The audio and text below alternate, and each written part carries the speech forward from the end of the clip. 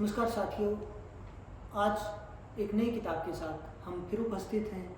आज हम अनामिका अनु के काव्य संग्रह इंजिकरी पर बात करेंगे। अनामिका सुदूर केरल में रहती हैं। वे पेशे से डॉक्टर हैं। उनकी कविताओं में पूरे भारत के रंग दिखाई देते हैं। अनामिका का संग्रह पढ़ते हुए जो पहला शब्द स्मृति में कौंधता है वो है प्रेम।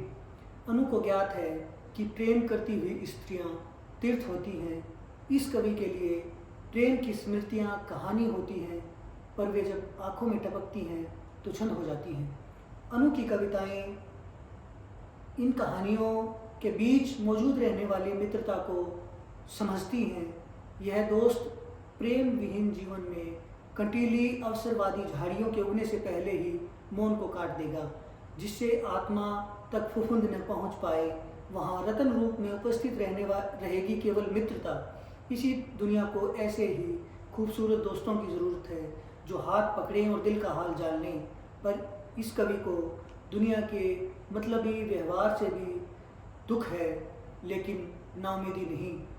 उम्मीद अनु की कविताओं में एक स्थायी भाव की तरह मौजूद है। यह इस तरह जड़ता के विरोध का कवि है। इसका मानना है जिनके लिए प्रेम खेल है उनको प्रेम में खिलौने मिले, जिनके लिए प्रेम श्रद्धा थी उन्हें प्रभु मिले, जिनके लिए साहचर्य उन्हें साथी मिले, जिनके लिए समर्पण उन्हें स्वर्ग। यह कवि अपनी कविताओं के जरिए जिस परिवेश की निर्मिति कर रहा है और जिस निर्मिति के लिए यह जद्दोजहद रत है, उसमें सबसे अधिक खतरा प्रेम के लिए है। यह संग्रह परिवार से देश और निष्ठा से उत्तराधुनिकता के पोस्ट ट्रुथ तक के युग में उस एकांत से जूझ रहा है जिसमें मानवीय संवेदनता छिपती चली जा रही है। अनामिका के यहाँ क्षमा एक ऐसे भाव के साथ मौजूद है जो अपने प्रिय तक को भी क्षमा कर देने की क्षमता रखती है। जिसको उसने भाषा से ठगा है, जिसको उसने व्यवहार से ठगा है, अनामिका उसको क्षमा करते हुए कहती है, तुम्हारे पाप से बड़ी होगी मेरी क्षमा। वे दुख जो तुम्हारे पाप पैदा करेंगे, मैं उन्हें मिट्टी में भाषा में किए गए और मैंने बीज के कणों में उन्हें माफ़ी दी। अनामिका की कविताओं में प्रेम के जितने शेड्स हैं और जहाँ जहाँ प्रेम उपस्थित है वहाँ वहाँ साथ में एक ऐसी उम्मीद भी कायम है जो उसको बचाए और बनाए रखना चाहती है। हमारे समय में प्रेम के लिए स्पेस लगातार कम होता चला जा रहा है। अनामिका की कविताओं में यह स्पेस मौजूद है। इसीलिए वो ये कह सकती हैं कि प्रेम जहाँ जहाँ उपस्थित है वहाँ वहाँ मेरी कविताएं भी उपस्थित रहेंगी। लेकिन साथ ही वह इस बात को भी जानती हैं कि जैसी क्रिया होगी उसी की प्रतिक्रिया स्वरूप प्रेम मिलेगा। न्यूटन के तीसरे नियम को वह समझती हैं। उनकी एक कविता इसी शीर्षक से हमें बहुत गौर से पढ़नी चाहिए। वे लिखती हैं, तुम मेरे लिए शरीर मात्र थे, मुझे भी तुमने यही महसूस कराया। मैं तुम्हारे लिए आसक्ति थी तो तुम मेरे लिए प्रार्थना कैसे हो सकते थे। प्रार्थनाएं करती हुई स्त्रियां अनामिका की कविताओं में आपको नहीं मिलेंगी। वहाँ प्रेम करती हुई स्त्रियां मौजूद हैं, लेकिन समर्पण करती हुई स्त्रियां नहीं। वे उतनी ही बराबरी की सीधारी को समझती हैं जितनी पुरुषों को या दूसरे किसी भी लिंग के पात्र को मौजूद या उसको मिली हुई है। अनामिका की लड़कियां मनुष्य की जिजीविषा का पर्याय हैं। वे अपनी एक कविता में लिखती हैं, धर्म को ताक पर रख चुकी लड़कियां स्वयं पुण्य हो जाती हैं और बताती हैं पुण्य कमाने से नहीं, खुद को सही जगह पर खर्च करने से होता है। वे न परंपरा ढोती हैं न त्योहार, वे ढूंढती हैं विचार। वे न रीति सोचती हैं न रिवाज, वे सोचती हैं आज। नई तारीख लिखती इन लड़कियों की हर यात्रा तीर्थ यात्रा है। कुछ दिन पूर्व ही हमने एक तीर्थ यात्रा में नाचती हुई, धर्म को अपने कंधों पर ढोती हुई स्त्रियों को देखा। अनामिका की कविताओं में धर्म को अपने कंधों पर ढोने वाली ऐसी स्त्रियां आपको नहीं मिलेंगी, बल्कि धर्म पर विचार करती हुई लड़कियां उनके यहाँ काव्य नायिकाओं की तरह आई हैं। अनामिका इस बात को समझती हैं कि एक पूरी मनुष्यता ने वर्षों तक, अव्वल तो शताब्दियों तक ऐसी स्त्रियों को अपने खाद पानी की तरह इस्तेमाल किया है। तभी वो संयुक्त राष्ट्र संघ में रोती हुई स्त्री को याद कर पाई हैं। वे युद्ध में मारे गए सैनिकों के परिवारों को अपनी कविताओं में दर्ज करती हैं और पीछे छूट गई उन स्त्रियों के दर्द को भी, जिनकी ओर मानवाधिकार के बड़े बड़े केंद्र आंख मूंदे बैठे हैं। अनामिका लिखती हैं, संयुक्त राष्ट्र संघ की सभा में रो रही थी एक इराकी लड़की। उसके रोने भर से जाग गई थी कब्रों में सोई उन बच्चियों की आत्माएं, जिनकी देह पर उम्र से ज़्यादा बड़े घाव थे। उस यजीदी लड़की ने एक बार कहा था कि काश युद्ध में सताई गई वह अंतिम लड़की हो पाती, और आमीन में गूंज उठी थी सब कब्रें। स्त्री की देह को देश बना देने वाले विचार से अनामिका अनु की कविताएं लड़ती हैं। हम देख रहे हैं युद्ध के बहुत सारे समीकरणों में केवल सैनिकों की मृत्यु को याद रखा जाता है, लेकिन पीछे छूट गए परिवारों की दुर्गतियाँ किसी भी आंकड़ों में दर्ज नहीं होती। हमारे सामने आंकड़े आते हैं केवल युद्ध में घायल हुए सैनिक, युद्ध में मारे गए सैनिक, युद्ध में खर्च हुई रसद, युद्ध में खर्च हुए बम, हवाई जहाज आदि आदि। लेकिन पीछे छूट गए परिवार और उन परिवारों में पीछे छूट गई स्त्रियां कैसे तिल तिल मर रही हैं, इसकी ओर हम ध्यान नहीं देते, या इसकी ओर किसी भी मीडिया हाउस का कोई ध्यान नहीं होता। वहाँ पहुँचता है कवि का तेज, और अनामिका की कविताओं में वह तेज है जो इन अदृश्य कोनों तक पहुँचा है। अनामिका विपरीत को विरोधी मानकर उसकी लिंचिंग करने पर आमदा इस समय को बहुत गहरे तक पहचान रही हैं। उनकी एक कविता लिंचिंग ऐसे समय में जब विपरीत विरोधी समझा जाने लगा है, हमें बहुत गौर से पढ़नी चाहिए। वे लिखती हैं, भीड़ से भिन्न था तो क्या बुरा था, कबीर भी थे, अंबेडकर भी थे, गांधी की भीड़ कभी पैदा होती है क्या, पत्ते खाकर आदमी का रक्त बहा दिया, दोष सब्जियों का नहीं विचार का है, इस बात पर कि वह खाता है वह सब जो भीड़ नहीं खाती, खा लेते कुछ भी, पर इंसान का ग्रास आदमखोर, इन प्रेतों के बढ़ते हुए झुंड आपके पास आएंगे, आज इस वजह से कल उस वजह से, निशाना सिर्फ इंसान होंगे। इंसान आज के समय में सबसे खोई हुई वस्तु बनती चली जा रही है। इंसानियत सबसे निकृष्टतम दिनों में है। हम आज अपने को कुछ भी बनाने के लिए प्रोत्साहित कर रहे हैं और हम अपने को लगातार आदमखोर बनाते चले जा रहे हैं। ऐसे आदमखोर समय में जहाँ सब कुछ अर्थ पर केंद्रित है, जहाँ विश्व बाजार एक पूंजी को लेकर पूरी दुनिया में फैल गया है और उसके देने हर उस शय को अपनी गिरफ्त में ले लेना चाहते हैं, जो कमज़ोर है, जो पंक्ति में खड़ा अंतिम आदमी है, जिसके पास उसके हक की आवाज़ कुछ लाभान्वित छोटी रेवड़ियों में पहुंचती है, वहाँ तक अनामिका अनु इस बात को समझती हैं और वो खासकर स्त्रियों के स्वावलंबन की बात करती हैं। उनकी एक कविता में ये विचार आता है, वे लिखती हैं, वह चाहती है पढ़ लिख कर कलेक्टर बनना, लेकिन तब भी वह पैसे से सिर्फ चावल ही खरीदेगी, बाकी बचे पैसे से वह पढ़ाएगी सब लड़कियों को, ताकि वे सब भी अपनी कमाई से खरीद सके चावल और बना सके अपना भात। स्त्रियां घर में चौका करते हुए इस बात का स्मरण रखती हैं कि उनके हिस्से का पैसा प्रथमतः उनके घर की अनाज की भुगतान के काम आ सके।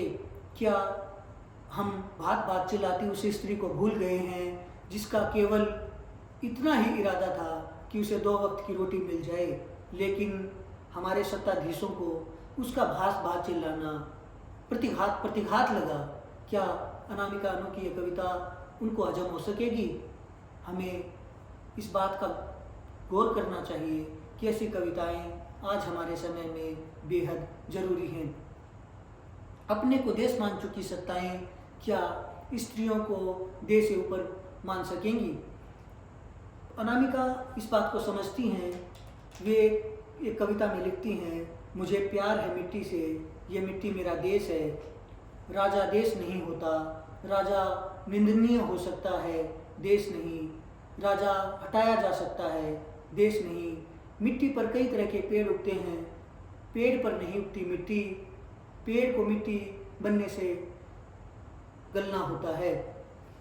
लेकिन सत्ता में आ बैठी कुछ संरचनाएं अपने को ऐसे व्यक्ति के रूप में उभारती हैं कि वे ही देश हैं, वे ही विश्व गुरु हैं। लेकिन वे याद रखें कि वे जिस विश्व गुरु की वेशभूषा में अपने को सजा संवार रहे हैं, वे स्वयं को विश्व गुरु बनाते चले जा रहे हैं। क्योंकि वे जिस व्यक्ति के प्रति जवाबदेह हैं, आज वह विरोधी है, आज वह देशद्रोही है, आज वह आतंकवादी है। अनामिका अनु ऐसे प्रतिरोध को अपनी कविताओं में स्थान देती हैं। वे इस बात को याद रखती हैं कि वे सिर्फ योनि नहीं हैं, वे एक पूरी इज्जत हैं, वे एक पूरी पवित्रता का पेड़ हैं। वे इस बात को याद रखती हैं कि सत्ताएं जब आपके लिए दूसरी संरचनाएं खड़ी करने लगें और विश्वविद्यालय देशद्रोह के अड्डे बना दिए जाएं या उन देशद्रोह के सबसे बड़े केंद्र की तरह स्थापित किए जाएं, तो स्त्रियां मंदिर नहीं, स्त्रियां विश्वविद्यालय चाहती हैं।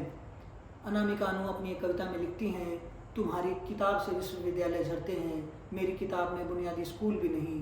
तुम्हारी कीट पतंगें भी पढ़ी लिखी, मेरा मनुष्य भी अनपढ़।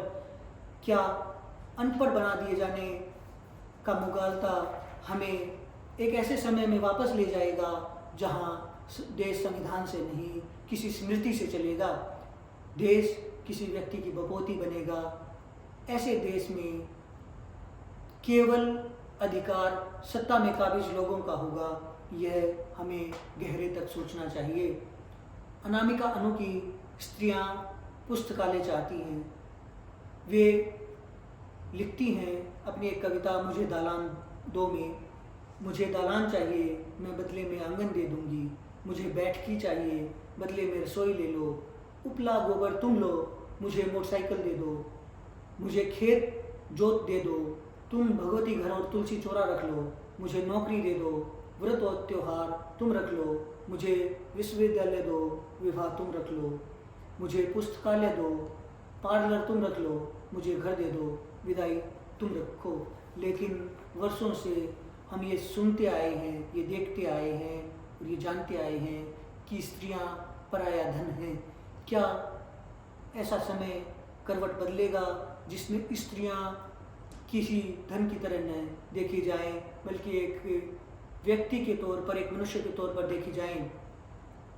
ऐसी स्त्रियों के हिस्से जो अपने को पुस्तकालय में देखना चाहती हैं, अपने को घर की बैठकी में चर्चा करते हुए देखना चाहती हैं, क्या ऐसी स्त्रियां अपने को प्रेम करने की छूट दे पाएंगी? अनामिका अनु की कविताएं इस बात की ओर भी तस्दीक करती हैं कि उनके हिस्से प्रेम करती हुई स्त्रियां आएँ।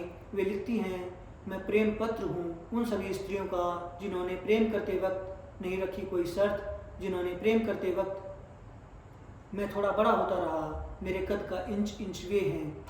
ऐसी स्त्रियां उनकी स्मृति का एक भाग हैं। ऐसी स्त्रियां उनके यहाँ प्रेम करती हुई स्त्रियां हैं और ये प्रेम करती हुई स्त्रियां किसी तीर्थ की तरह हैं, क्योंकि इन स्त्रियों को धर्म की ज़रूरत नहीं, ये स्वयं धर्म से बड़ी हैं।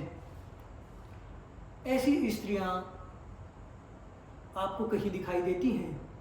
मुझे ऐसी स्त्रियां कहीं दिखाई नहीं देती। ऐसी स्त्रियां कहीं दिखाई भी दें तो उनको भीड़ से पिटते हुए, भीड़ से बचते हुए आप किन्हीं जगहों पर देख सकते हैं। छोटे कस्बों में ऐसी स्त्रियां आपको दिखाई नहीं देंगी। बड़े कस्बों के बड़े पार्कों में ऐसी स्त्रियां आपको दिखाई देंगी और उन पर फप्ती कसते हुए कुछ ऐसे नामधारी गुंडे भी।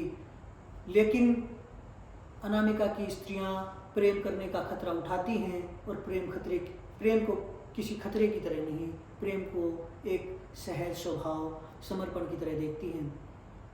मैं मारी जाऊंगी उनकी एक ज़रूरी कविता है। वे लिखती हैं, मैं उस भीड़ के द्वारा मारी जाऊंगी जिससे भिन्न सोचती हूँ। भीड़ सा नहीं सोचना, भीड़ के विरुद्ध होना नहीं होता, ज़्यादातर भीड़ के भले के लिए होता है, ताकि भीड़ को भीड़ की तरह नहीं हाँका जा सके। यह दर्ज फिर भी हो कि भिन्न की तरह प्राय भीड़ ही मारती है। क्या ऐसा मरना हम और आप अपने जीवन में चाहेंगे? अनु की कविताएं अपने पूरे कलेवर में इसी तरह की भीड़ से लड़ती हैं और वो भीड़ से लड़ते हुए इस बात को जानती हैं कि उन्हें कल को बाजार में बैठा दिया जाएगा। वे पास खड़े व्यक्ति को अपना सहजन समझती हैं। अनामिका अनु की शिक्षा साइंस में हुई है और उनके संस्कार कविता में विकसित हुए हैं। उनका वैज्ञानिक अध्ययन इस संग्रह की 96 कविताओं में आपको दिखाई देगा। वह छोंक की तरह इन कविताओं में मौजूद है, परंतु इससे कहीं दुर्बोध है उनके भीतर बसी हुई वह चेष्टा जो आज हमें विपरीत लिंग के बारे में सोचने के लिए विवश करती है। अनामिका के यहाँ इतिहास के बहुत सारे चरित्र हैं जिनके साथ वे सामंजस्य बैठाती हैं, उनकी ज़िंदगी की एडिटिंग करती हैं। इस कवि के बारे में अलग से कहा जा सकता है, यह कवि भूख से मुकाबला करने में गहरी उम्मीद की कविताएं लेकर हमारे सामने आया है। यहाँ माएँ प्रार्थनारत हैं ताकि वे अपने नंगे भूखे प्यासे बच्चों के लिए रोटियां सेक सकें। इस कवि के लिए सबसे बड़ा ताप चूल्हे की गर्मी से मिलता है। यह कवि आग लिख रहा है पर जानता है कि उसे अभी पानी भी लिखना है। नमस्कार।